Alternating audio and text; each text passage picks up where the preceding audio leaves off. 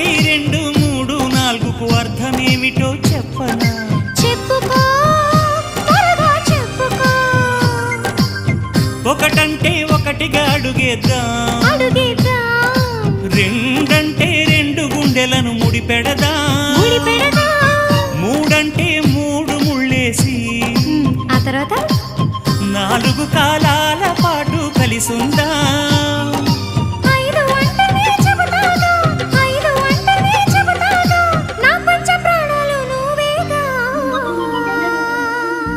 అమ్మావు ఇల్లు ఈగ చదివానాడు, ప్రేమ వలపు మనసు మమత చదివాయినాడు.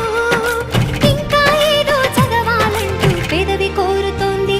భలేగా కొత్త చదువు చదువు, ఇలా నా ముద్దు కవిత చదువు, చెలి మురిపాల కథలు చదువు.